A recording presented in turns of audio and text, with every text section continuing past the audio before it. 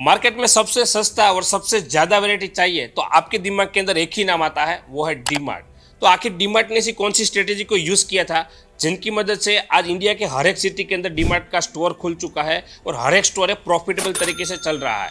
तो डीमार्ट के पीछे कौन सी स्ट्रेटेजी यूज की थी राधा किशन दमानी ने, तो आज इस वीडियो के अंदर मैं आपको ऐसी 5 स्ट्रेटेजी बताने वाला हूँ। ये 5 स्ट्रेटेजी को यूज करके राधा किशन दमानी ने सबसे पहले एक डीमार्ट खोला था, उसके बाद उनमें से प्रॉफिट कमाकर दूसरा खोला था और धीरे धीरे करके पूरे इंडिया के अंदर डीमार्ट की चेन खोल दी थी। तो आज इस वीडियो को आप स्किप मत करना और एंड तक जरूर देखना, क्योंकि आज जो 5 बिजनेस लेसन इस वीडियो से आपको सीखने वाले हैं जो डीमार्ट ने अपने बिजनेस के लिए यूज किया था, वो आप अपने बिजनेस के अंदर इंप्लीमेंट कर लेते हो तो आप भी अपने बिजनेस को बड़े लेवल पे स्केल कर सकते हो। इसीलिए वीडियो को एंड तक जरूर देखना। नमस्कार दोस्तों, मैं ऋत्विक रिबड़िया, को founder of ocean tech company and business coach, आप सभी लोगों का पूरे दिल से स्वागत करता हूँ। राधा किशन दमानी ने डीमार्ट को चालू करने से पहले पहली चीज पे काम किया था, वो थी रिसर्च। यानी राधा किशन दमानी जी का ऐसा कहना है कि आप किसी भी प्रकार का बिजनेस चालू करते हो तो बिजनेस को चालू करने से पहले आपको उसमें पैसा नहीं लगाना चाहिए, उसमें आपका समय लगाना चाहिए, बाद में आपको पैसा लगाना चाहिए। क्योंकि आप शुरुआती समय के अंदर पैसा लगाते हो तो आपको बाद में बहुत ज़्यादा समय देना पड़ता है। इसीलिए आप सबसे पहले रिसर्च करो, आप अपने बिजनेस के अंदर समय दीजिए, उसके बाद आप बिजनेस को चालू करते हो तो आप उस बिजनेस से बहुत ज़्यादा पैसा कमा सकते हो। राधा किशन दमानी ने डीमार्ट को चालू करने से पहले अलग अलग कंट्री की मार्केट देखी थी, वहाँ पे जाके उसका स्टोर देखा था, वहाँ का कस्टमर एक्सपीरियंस देखा था, वहाँ पे कस्टमर को किस तरफ से सर्विस प्रोवाइड करते हैं, उन सारी चीज़ों के बारे में उन्होंने एनालिसिस किया था। उसके बाद इंडिया के अंदर भी अलग अलग सिटी के अंदर जाके देखा था कि इंडिया के अंदर किस तरफ से मार्केट बना सकते हैं, वहाँ पे स्टोर का एक्सपीरियंस किस तरफ से प्रोवाइड कर सकते हैं। तो यानी कि सबसे पहले उन्होंने डीमार्ट को चालू नहीं किया था, लेकिन उससे पहले बहुत ज़्यादा डिटेल में रिसर्च किया कि मैं डीमार्ट चालू करने वाला हूँ तो किस तरफ से मेरे को करना चाहिए। क्योंकि अलग कंट्री के अंदर जाके या वहाँ का माहौल क्या है, वहाँ की स्ट्रेटेजी कौन सी हम डीमार्ट के अंदर काम में ले सकते हैं, उन सारी चीज़ों के बारे में देखा। उसके बाद उन्होंने उस स्ट्रेटेजी को काम में लगाकर डीमार्ट को चालू किया था। तो यहाँ से हमें सीखने वाली क्या चीज़ होती है कि आप भी अपने बिजनेस को चालू करते हो तो डायरेक्ट पैसा मत लगाओ। सबसे पहले आप जो बिजनेस चालू करना चाहते हो उस मार्केट को पहले एनालिसिस करो, अलग अलग जगह पे जाके देख लीजिए उसका मार्केट कितना है, आपका कस्टमर कौन हो सकता है। इन सारी चीज़ों के बारे में आप जितना ज़्यादा रिसर्च करते हो उसके बाद अपने बिजनेस को चालू करते हो तो आप मार्केट के अंदर आसानी से अपनी पोजीशन है आप बना सकते हो। दूसरी चीज़ है वेंडर मैनेजमेंट। अब डीमार्ट ने देखा कि मेरे को माल सस्ते में चाहिए तो सबसे पहले वो चले गए स्टॉकिस्ट के पास। अब स्टॉकिस्ट का मतलब क्या हुआ कि कोई भी कंपनी माल को वो मैन्युफैक्चरिंग करती है तो सारा माल है सबसे पहले स्टॉकिस्ट के अंदर जाता है, यानी कि पूरा स्टॉक है स्टॉकिस्ट के अंदर रहता है। तो डीमार्ट डायरेक्ट वहाँ पे चले गए। अब स्टॉकिस्ट का सबसे बड़ा प्रॉब्लम क्या था कि वो कंपनी के पास से 1 करोड़ का माल परचेस करते थे, उसको 1 करोड़ का जो पेमेंट है वो 7 दिन के अंदर वापस कंपनी को देना रहता था और उसके सामने मार्केट के अंदर जो माल देते थे वहाँ से पेमेंट आने में कभी कभी 15 दिन, कभी कभी 20 दिन या 25 दिन तक का समय लगता था और यह उसकी सबसे बड़ी प्रॉब्लम थी। और यह प्रॉब्लम सोल्व कर दी डीमार्ट ने। डीमार्ट ने क्या बोला स्टॉकिस्ट को कि तेरे को कैश फ्लो का प्रॉब्लम है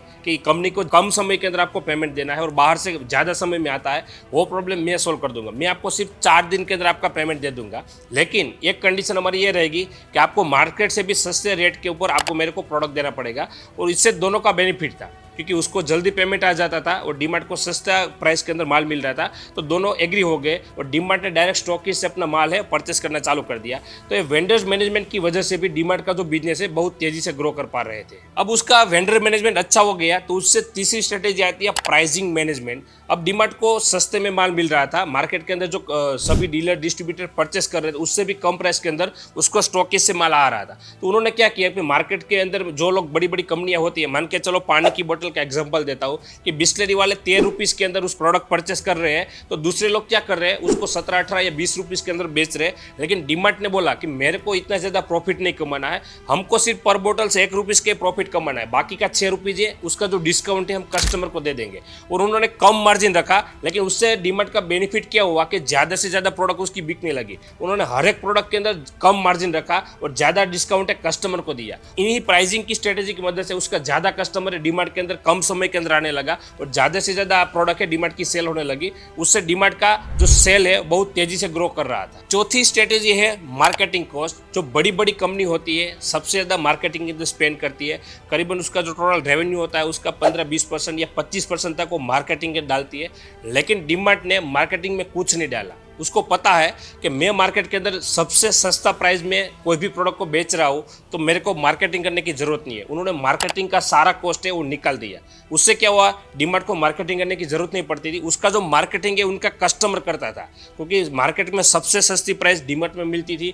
तो एक कस्टमर उसकी प्रोडक्ट लेके अपने घर जाता था और 5 लोगों को बताता था, उनमें से 2 लोग वापस डीमार्ट में आते थे और वो सभी 5 लोगों को बताता, यानी पब्लिक के थ्रू उसका मार्केटिंग होने लगा। उन्होंने सबसे अच्छी स्ट्रेटेजी को यूज़ किया कि मार्केटिंग है जो बड़ी बड़ी कंपनी बहुत ज़्यादा करोड़ रुपये फूकती है, उन्होंने कस्टमर को डिस्काउंट देने के ऊपर ज़्यादा फोकस किया। और ये स्ट्रेटेजी की मदद से डीमार्ट को कहीं पे भी बाहर अलग अलग जगह पे बोर्ड बैनर वगैरह के या ऑनलाइन सोशल मीडिया के ऊपर या कोई डिजिटल जगह पे मार्केटिंग करने की ज़रूरत नहीं पड़ी। और इन स्ट्रेटेजी की वजह से उसका जो मार्केटिंग का कॉस्ट है वो ऑलमोस्ट जीरो हो गया था और उसका कस्टमर एक्विजिशन कॉस्ट है वो भी ऑलमोस्ट जीरो हो गया था, क्योंकि एक कस्टमर के थ्रू दूसरा कस्टमर आता था। और इन स्ट्रेटेजी की मदद से उसका जो ज़्यादा से ज़्यादा कस्टमर है डीमार्ट के अंदर आने लगे थे। 5वीं और सबसे आखिरी स्ट्रेटेजी है ऑपरेशनल कॉस्ट, यानी धंधा चलाने की कॉस्ट होती है। ज़्यादातर बिजनेस ओनर अपने ऑपरेशनल कॉस्ट को अच्छी तरह से मैनेज नहीं कर पाते। ऑपरेशनल कॉस्ट के ऊपर बहुत ज़्यादा खर्चा लगते हैं। ऑपरेशनल कॉस्ट का मतलब क्या हुआ, आपको बिजनेस चलाने के लिए कितना स्टाफ रखना पड़ता है, इंटीरियर के ऊपर कितना खर्चा करते हो, उन सारी चीज़ों का खर्चा होता है, उसको ऑपरेशनल कॉस्ट कहा जाता है। लेकिन डीमार्ट ने सबसे बढ़िया काम कहाँ पे किया, उसको पता है कि जो मैं मार्केट से सबसे कम प्राइस के अंदर मेरी प्रोडक्ट को बेच रहा हूँ तो ज़्यादा कस्टमर तो आने वाले हैं, इसीलिए उन्होंने सिंपल इंटीरियर रखा। बड़े मॉल्स की तरह उन्होंने ज़्यादा इंटीरियर पर खर्चा नहीं किया और स्टाफ भी कम किया। उन्होंने हर एक डिपार्टमेंट के अंदर एक एक बंदा हायर नहीं किया, उन्होंने हर एक 4-5 डिपार्टमेंट के ऊपर एक ही सेल्स वाले बंदे को हायर किया और सेल्स वाले को उन्होंने टारगेट भी नहीं दिया। उन्होंने इसी वजह से क्या होता है, उसका जो रिटेंशन रेशियो है एम्प्लॉय का वो भी ज़्यादा बढ़ जाता है और ज़्यादा से ज़्यादा एम्प्लॉय है डीमार्ट के अंदर काम करना पसंद करते थे। और उन्होंने जो कैश काउंटर, बिलिंग का काउंटर होता है वो ज़्यादा बढ़ा दिए, ताकि कोई भी कस्टमर आए वो जल्दी से जल्दी अपना माल लेके वापस जा सके। और सस्ता होने की वजह से कोई भी कस्टमर आता है वो ज़रूरत से ज़्यादा प्रोडक्ट को परचेस करते हैं। उसी वजह से क्या होता था कि जो डीमार्ट का सेलिंग है बहुत ज़्यादा हो रहा था। तो इन स्ट्रेटेजी की मदद से डीमार्ट का सेल्स है वो बहुत तेज़ी से और बहुत ज़्यादा हो रहा था। तो डीमार्ट ने इन 5 स्ट्रेटेजी को अच्छी तरह से यूज़ करके इतना बड़ा एम्पायर खड़ा कर दिया, इतनी बड़ी ब्रांड खड़ी कर दी है।